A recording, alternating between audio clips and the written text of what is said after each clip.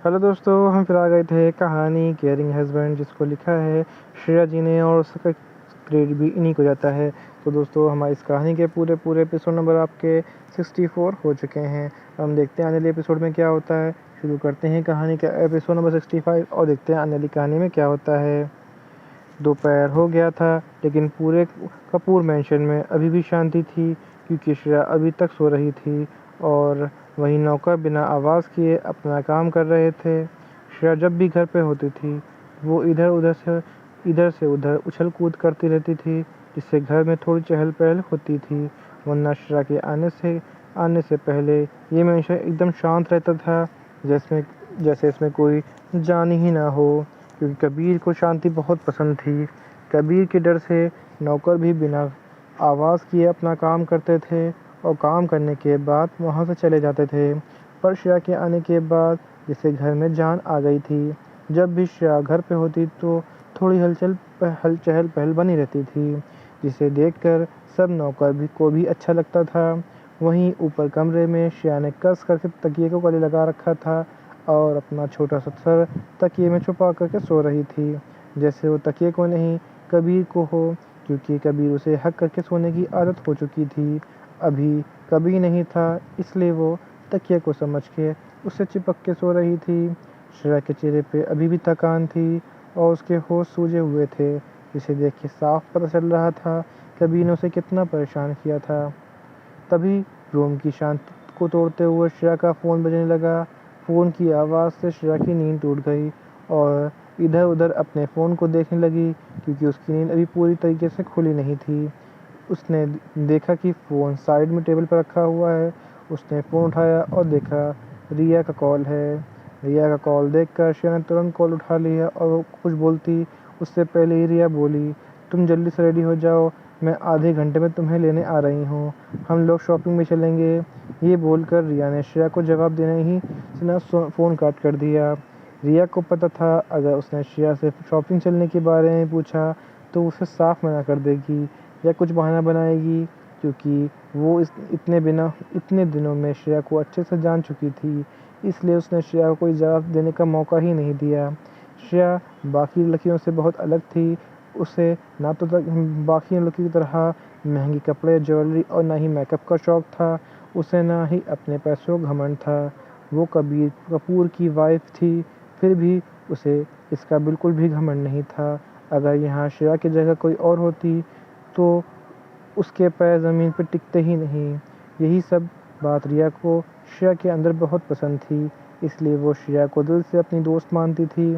श्रेया ने सोने से पहले ही कबीर को बोल दिया था कि वो रिया को इन्फॉर्म कर दे कि वो आज कॉलेज नहीं आएगी।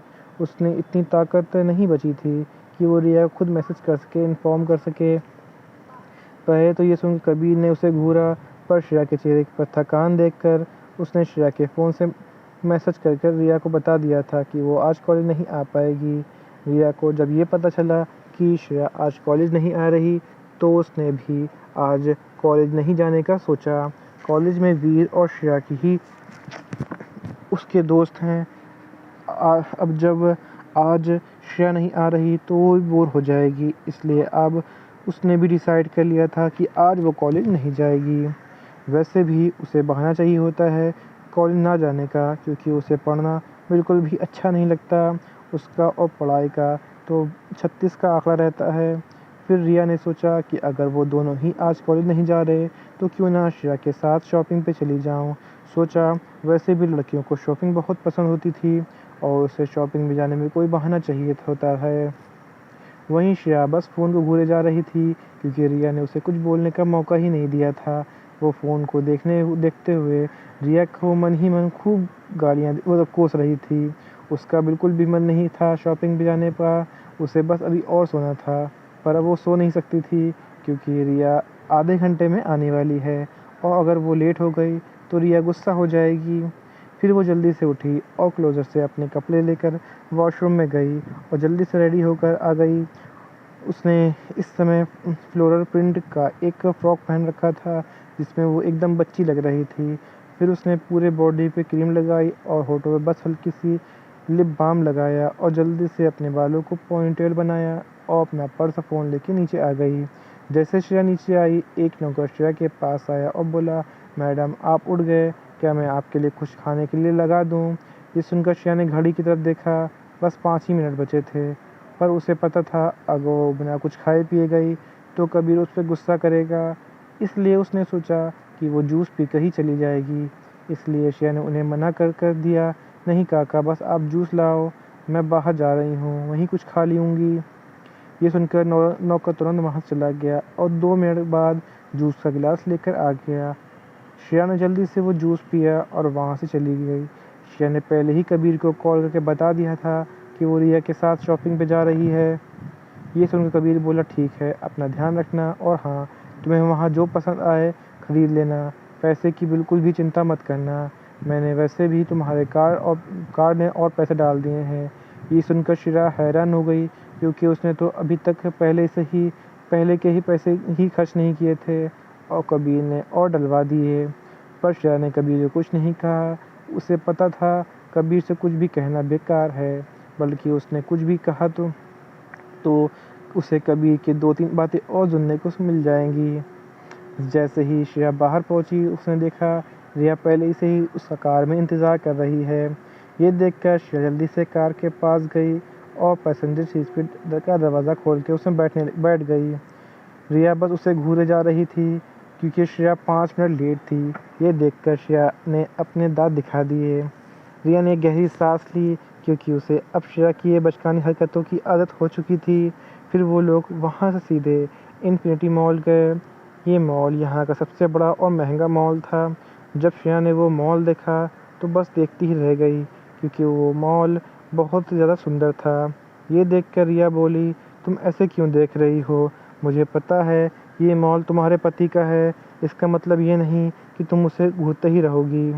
ये सुनकर श्रेया हैरान हो गई और उसी हैरानी से बोली, क्या इतना बड़ा मॉल मेरे हब्बी का है? ये सुनकर अब हैरान होने की बारी रिया की थी। रिया बोली, हाँ और क्या, तुम्हें नहीं पता, तुम्हारे पति के पास ऐसे बहुत से मॉल हैं। ये सब श्रेया सुनकर हैरान रह गई। श्रेया को इतना हैरान देखकर रिया मन में बोली, क्या लड़की को इतना भी नहीं पता कि कबीर इंडिया का सबसे अमीर और पावरफुल इंसान, उसके लिए तो ये मॉल कुछ भी नहीं। फिर रिया बोली, क्या तुम्हें पता है कबीर कौन है? ये सुनकर श्रेया बोली, हाँ वो मेरे हब्बी हैं। ये सुनकर बस रिया का मुँह फाड़े श्रेया को देखने लगी, क्योंकि उसे सच में विश्वास नहीं हो रहा था कि श्रेया को अपने पति के बारे में कुछ नहीं पता, पर उसने कुछ नहीं बताया। उसने सोचा हो सकता है कबीर नहीं चाहता हो उसके बारे में श्रेया को ज़्यादा पता चले। वैसे भी श्रेया बहुत भोली है और कबीर के बारे में जानकर उसके लिए ही खतरा हो सकता है। और कल कबीर को देखकर रिया समझ गई थी कि कबीर श्रेया के लिए बहुत प्यार करता है और उसे पता था कबीर के होते हुए श्रेया को कुछ नहीं हो सकता। फिर उसने श्रेया से कुछ नहीं कहा और उसका हाथ पकड़ के अंदर ले जाने लगी। उसने भी फिर रिया से कुछ नहीं पूछा और बड़े ध्यान सब कुछ देखने लगी। और यहीं पे कहानी का एपिसोड नंबर आपका 65 कंप्लीट होता है। सो दोस्तों, आपको एपिसोड नंबर 65 कैसा लगा हमें कमेंट करके ज़रूर बताइएगा। कहानी का कोई ऐसा अंश, ऐसा भाग जो आपको समझ में ना आया हो, आपको अटपटा लगा हो, तो भी हमें कमेंट करके ज़रूर बताइएगा। कहानी अच्छी लगी तो उसको लाइक कीजिएगा, शेयर कीजिएगा, चैनल को सब्सक्राइब कर लीजिएगा, ताकि आपको हमारी आने वाली अगली वीडियो अब तक आसानी से पहुंच सके। सो दोस्तों, हम फिर मिलेंगे एक नए वीडियो के साथ, एक नए एपिसोड के साथ। तब तक के लिए मुझे इजाज़त दीजिए। धन्यवाद दोस्तों।